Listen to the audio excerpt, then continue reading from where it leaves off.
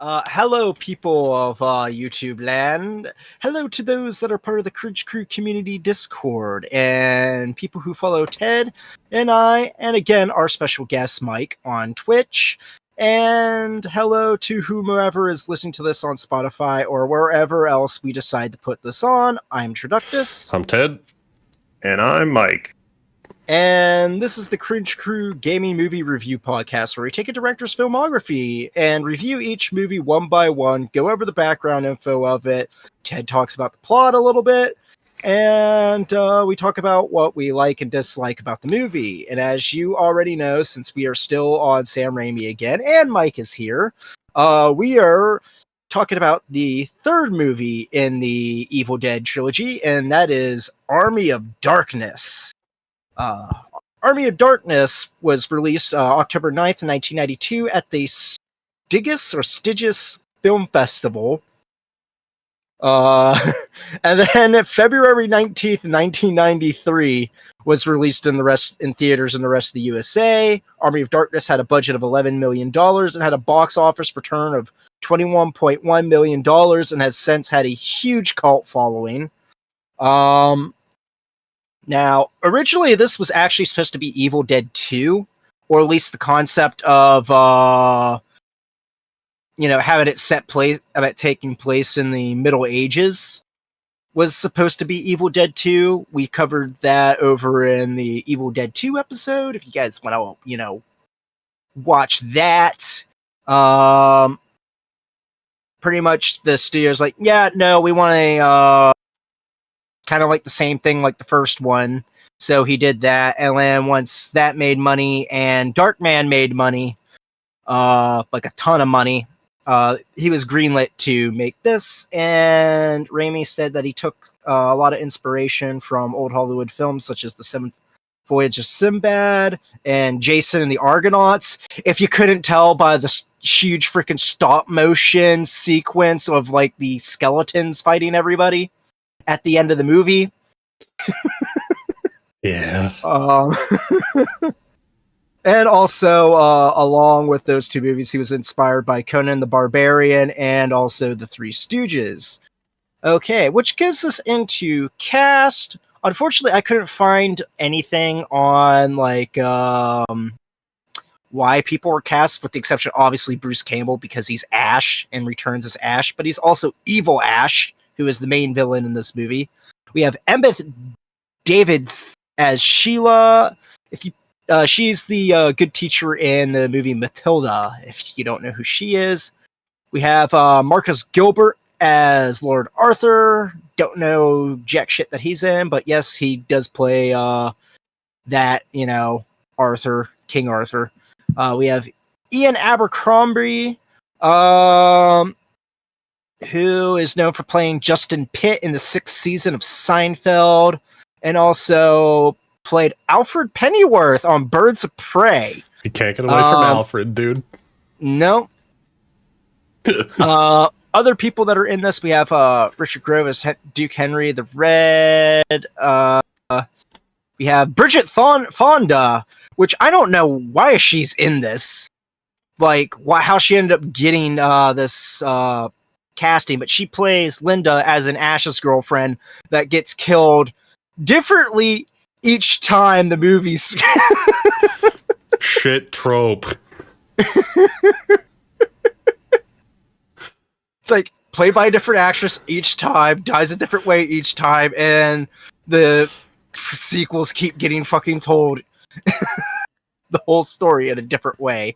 We also have Bill Moseley, who's known for playing Chop Top in Texas Chainsaw Massacre 2, and also Otis B. Driftwood in Rob Zombie's Devil's Rejects, House of a Thousand Corpses, the Firefly trilogy. He plays a Deadite captain. Patricia Tallman of Star Trek fame, she plays a possessed witch. And Angela Featherstone, who was a child actress, and she plays a girl in S.M.A.R.T. and is uncredited. That being said, Someone that was almost cast in this was former pornographic actress and EDM musician whose music is featured on the Mortal Kombat soundtrack, as in, like, the 90s movie. Tracy Lords. She auditioned for the role, but didn't get cast. But she was, due to how she clicked with Bruce Campbell, she ended up getting a part in a production of a TV series that Sam Raimi did thanks to this movie, and that is Hercules: The Legendary Journeys, which also had the spinoff of Xena, Warrior Princess. Both were rather popular shows in, like, the late 90s, early 2000s, or mid 90s to early 2000s. I can't remember what the fucking run was of those, and I'm not sure if that was, like, before you guys' two times, because you guys are a little bit younger than me. Yeah, I don't know. Yeah, the mid 90s sounds about right, but I don't know.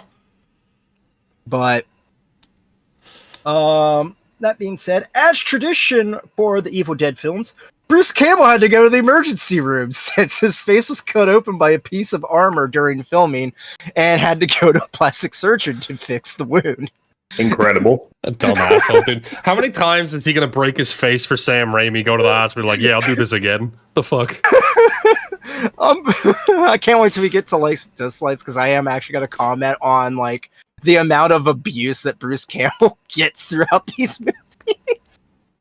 That, and the only other issue that really has happened during filming, other than that, was the fact that the movie poster was not put up until, like, the day before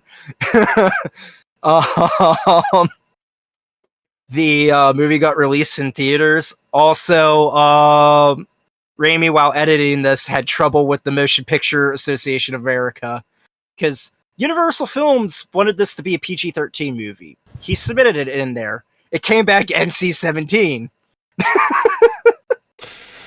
Because of a scene of, like, a Deadite lady being killed or something like that. So he cuts that. Submits it again. Comes back with an R rating. Universal's just like, alright, we'll cut it. They submit it. Comes back with an R rating, so it finally gets released with an R rating. Poor bastard just can't get a PG-13 movie, dude. And that's all I got. Short and simple. No, like, crazy freaking stories or anything. Although I wish I really want to know, it's like, who the hell decided to have, like, a Bridget Fonda cameo in this? Like, You just need Linda to die, dude. I mean, you gotta put somebody in there as Linda so that you know she's important, and a different third actress to play the same character dying a third fucking time. It's incredible. Alright, that makes sense. Alright, as for the plot, plot's a little goofy, I guess. Like, the premise of the movie by itself is fine, but Ash, as a modern man with his chainsaw arm and shotgun that he manages to be carrying around, just all of a sudden transported to fucking Camelot. He proves to the people that he's not just some random stray prisoner by firing a shotgun at some evil beast they're keeping in a hole somewhere. And then in order to get back to his time, he has to quest for the Necronomicon. He fucks it up because the dude can't remember Latin. Should have taken lessons. And then they fight the Army of Darkness. He gets sent back and forgets all the words again. So, you know. The best part about it is that that's not even Latin. Oh, it's a made up phrase from the movie, and this is this movie's since been remade with Keanu Reeves, but, like, we're talking about, like, the old 1950s one of the day the Earth stood still. That was the way to have the robot stop killing people, is if you actually said those words. So it's literally like the day the Earth stood still reference, which is also referenced in the last movie, apparently. Not Darkman, but, like, Evil Dead 2, but of course I missed it. It sounds like Latin, dude. It could have fooled me. Yeah. So for likes and dislikes, Mike, for some reason I feel like this is entirely up your alley, so I'm gonna let you shoot your first shot. So surprisingly, this is my least favorite of the three. Really? On a rewatch, I didn't enjoy it as much. I will say that I do like the goofy claymation, as always. I really like the army of skeletons. I think they're really goofy. There's like one that's riding a horse, and it's really obvious that they just got some like Halloween decoration and stuck it on a horse, and because he's like jiggling around and stuff. I love it. It's great. Yeah. I do like some of the cheese on this one. This is mostly cheese. They've shifted from going from a mostly horror movie to just entirely a comedy. This entire thing is it reeks of cheese, which I find to be cringe sometimes, but other times I think it's endearing. It's kind of like balancing a fine line, and then it tips over into cringe, and then it goes back, and it's like, okay, I can tolerate this, I guess. I figured the corny, campy nonsense of this film was going to be right up your alley. Like, I can imagine you fucking laughing at, oh yeah, Ash is a chainsaw hand, let's send him to Camelot, dude. Like, I just thought that was going to be, like, right in the wheelhouse. Yeah, I was thinking, like, this has to be Mike's favorite fucking 1 out of the 3, especially how much you enjoyed, House. I think this movie is neat as an anomaly, but out of the trilogy, it is my least favorite. Interesting. Yeah. My likes list is pretty short. That's not to say that my dislikes list is long. It's just that I have some minor complaints, which I don't think are entirely negative. Okay. Yeah, I only have one complaint as well. Like the rest of it. I actually, all right. I'm gonna wait until rankings on this to whether to know that this is either like number 2 or number 1, because I'm still debating on if I like this better than the first one or not. I do like it better than Evil Dead 2, but the things I kind of like about this are the freaking cheesy special effects and just like the overall ridiculousness of this movie. Like, this movie is like constant one-liners that are amazing, especially like the fact that Ash keeps making references to his job as like I guess an S-Mart employee, but more or less a Kmart employee, which really dates this movie. Shop smart, S-Mart. Lady, I need you to leave the store.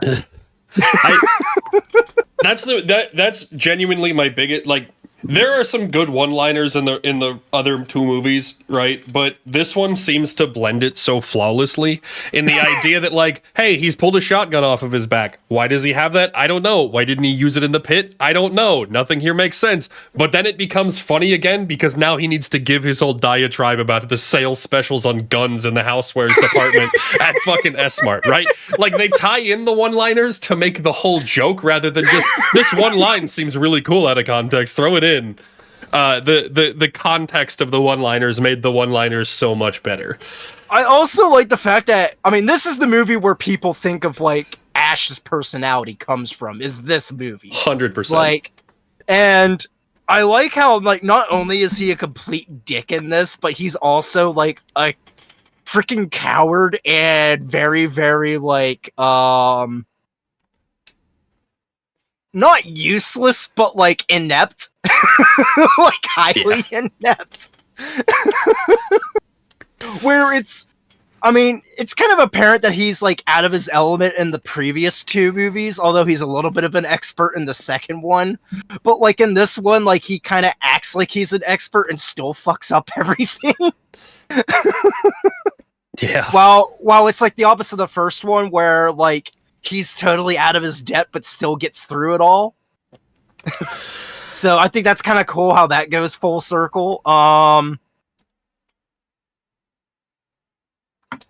Also, just like little things that just kind of like, again, like as if you couldn't tell, like this was inspired by Jason the Argonauts. I actually kind of do like the, you know, as what Mike says, the stop motion, everything. It's just like pure cheese. It's hilarious. Like, this movie's just like extremely enjoyable to watch, and I love it. Yeah, I think the one big thing for me, outside of what you guys have already mentioned, is just that this stayed really consistent. Like you mentioned, Mike, I mean, the other movies were kind of like a balance between horror and comedy, and this one just leaned fully into the cheese, and I think it made for a better final product.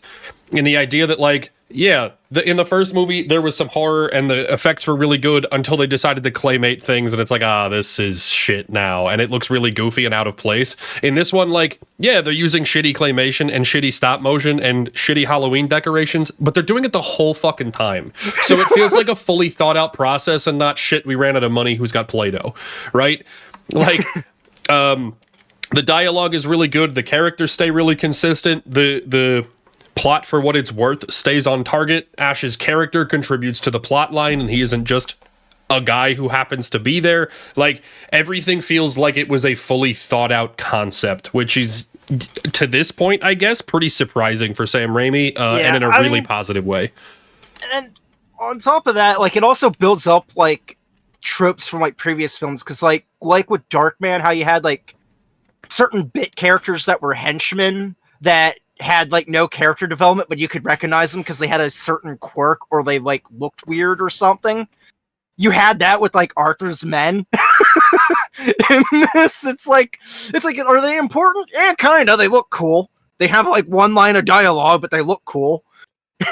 I also appreciate that, again, to the theme of consistency, the main villain is like the just indescript like horrors that are plaguing Ash in some random fucking windmill out in the middle of nowhere that doesn't seem to be relevant yet, because God forbid the dude wants some fucking sleep. In terrorizing him, he splits in half and fights a clone of himself, and then that dude doesn't die, just gets buried, says, I'll be back. Turns out he fucking is. So evil Ash is actually the villain because they're keeping a consistent plot line. Genuinely, I think this movie was really well thought out, and everything felt like it fit the rest of the movie, which was really, really nice. Yeah, I agree. And also the camera work, even though we never really complained about the camera work at all in any of his movies, except for maybe like It's Murder. But like, I'm pretending that one doesn't exist. Yeah. Like, the camera work is still pretty good, especially like the crane shot again of like showing like whatever's like, chasing him. Yeah, it's unseen. That's still pretty damn good. That being said, I guess we'll get into like dislikes, unless you have anything more to add, Ted. No, I think my only real dislike for this movie, at least the only thing worth noting, the premise is really fucking weird, right? If the first two, I guess, hadn't been like sequels, right? Like, the only purpose those two served towards this movie is the recognition of Ash, so you're not like, why does our protagonist have a chainsaw for a hand, right? And like, that's the only thing that the first two movies do. Suddenly we're hundreds of years before the first one for seemingly no reason. Like, he just wants to go back and work his S-Mart job after fighting a literal army of the dead in Camelot times. Like, it's just... The overwhelming question is just why. The movie itself is fine, and I don't think this takes away from the viewership experience, but like, for what it's worth, fucking why? Yeah, that's my complaint. I mean, the thing is, like, by itself, this movie's amazing. It's kind of like the opposite of Kill Bill, where it's like how like both those films are kind of like weak by themselves, but watching them back to back, they're all right.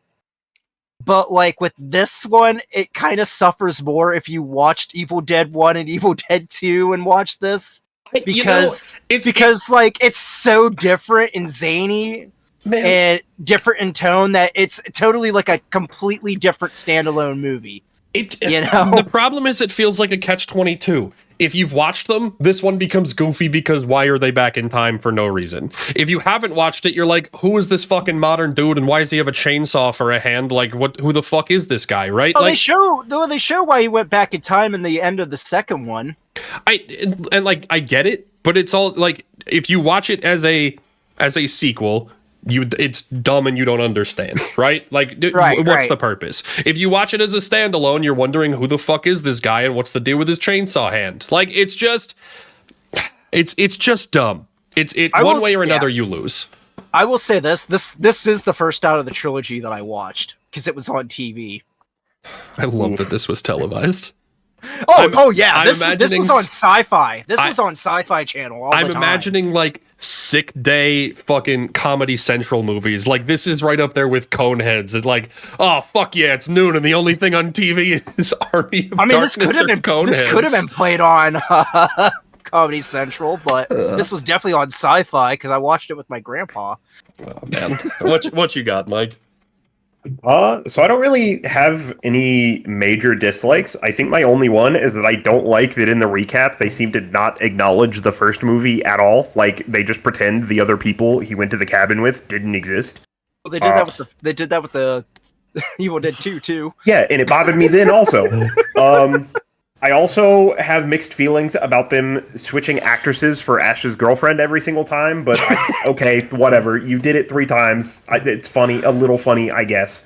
I also just find it remarkable how quickly Ash is able to move on from the fact that he had to kill his girlfriend by the fact that, like, he has a love interest in this movie. It's like, dude, really? Well, listen, it is hundreds of years separated from his girlfriend that he just murdered, so I mean... Previous. I guess. But for him, that happened, like, what, an hour ago? A day ago. 2 days ago. 2 days ago. This is day number 3. Close enough. I also have a note in here that I don't remember the context for that just says, "Get yeeted, idiot." No idea what that's referring to at all. I don't remember. I also noted that he said the thing again, which I assume is in reference to him getting the armored gauntlet hand and then saying groovy afterwards. Yep. So he says the thing again. And then, yeah, that's it. I don't really have any dislikes. It's just, I don't know. This one felt weaker to me than the other two. Though, on second thought, I remembered how much I don't like the second movie because there's, like, all those extra people in it that I don't care about. So, I mean, right. I guess I'd rank this one second. There are parts of each movie that I like and don't like that minor annoy me, so I honestly don't know how I'd rank these. Well, you got anything else for dislike, Stallman, or you want to do our rankings too? Rankings too. Oh man, this is difficult because while we were trying to compare, like, I remember Ted was like talking about. I think you were talking about this one with like the Dark. While we were like trying to rank Darkman, how like. Comparing that to like the other movies, like they're so different and it's different viewing experiences. It's kind of hard to really, compare. And that's where I'm at. Cause like, if I want a horror film experience, I'm definitely watching Evil Dead 1. But if I just want to like sit back and just laugh my ass off, it's both similar enjoying experiences. It just depends on what mood I'm in, I'm kind of what with I that. want to watch. I'm almost of the boat where, like, if I'm looking at this as a movie critic, Evil Dead is significantly a better movie, right? Yeah. If I'm looking at this of my enjoyment in watching the movie, I think Army of Darkness is better. And I think I'm taking Army of Darkness and putting it first. This was a much better experience for me than Evil Dead. The detractions in this one aren't nearly as bad as they were in Evil Dead. It feels really weird to put this ahead because, I think Evil Dead 1 is objectively a better movie, but I think for me, I'm putting Army of Darkness first. I'm putting this at first as well. Just because, like, even though, like, the plot is, like, rather solid in Evil Dead 1, I feel like in this one, like, the plot's better explained. If that makes sense. Like, you're given the gist of everything, while as opposed beforehand, you kind of are like, why is this important? Well, why is this like that, Yeah. So, like, I'm going to go with Army of Darkness above Evil Dead, even though, like, it's literally like a coin flip for me at this point, They are But close. Army of Darkness is number 1 for me right now. They are close. All right. Anybody else got any final thoughts before we get out of here? Yeah, if you want more Evil Dead stuff, there is a 3-season TV series called Ash vs. Evil Dead that takes place 30 years after the movie. So if that's something you're interested in, you want more Ash, check that out. I got halfway through season 1 and then, I don't know, just stopped watching it for some reason. I've been meaning to go back to it. And also, there is an Evil Dead remake and a sequel to that remake as well, and both are pretty good. Yeah, I really like the reboots, I guess. I don't know if you'd call them reboots. It's like the first movie retells the story of the original first movie, but with different people, and then the second movie is just kind of like its own thing. But Bruce Campbell does make cameos in them. Yeah, for what I understand, like there's hints that they might tie all three like protagonists from like the first reboot, the protagonist from the second reboot, and then bring Ash and put them all together. But like, I also hear that might not be the case because I think Bruce Campbell's retiring from the role, but I don't know.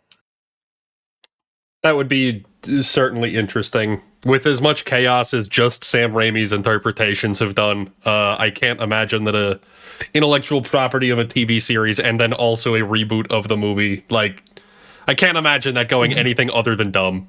In a good way, I guess. Well, speaking of which, the next movie that we're going to be watching is The Quick and the Dead. And Ted, think of the craziness of Army of Darkness, but put it into like a Western. Fantastic. Minus the skeleton battles. It's just a Western with like crazy fucking gun effects. Fantastic, dude. I'm here for it. All right. Well, as always, thank you everyone for watching. We appreciate you being here. You can come and watch movies with us in the Discord on Sunday nights whenever we, actually have our shit together and watch them. But Stallman usually makes a post in the Discord. You can find the link there below to watch with us and, see all his announcements and all that fun stuff. If you're into the rest of our content or like what we're doing here, you can check out the rest of the YouTube. Plenty of movie review podcasts to cover. Mike's music podcast. Gaming content, all kinds of shit. If you're interested in our own individual content, you can find all three of us on Twitch. Stallman at Traductus, Mike at Xenon756. I always have to remind myself the order of the fucking numbers. And myself at Ted Green Eagles. With that one, we'll see you here next week for whatever movie you said. The Quick and the Dead. Quick and the Dead. All right. See y'all next week. Russell Crowe and Sharon Stone and Gene Hackman. Wow. All right. See y'all here next week. Yeah.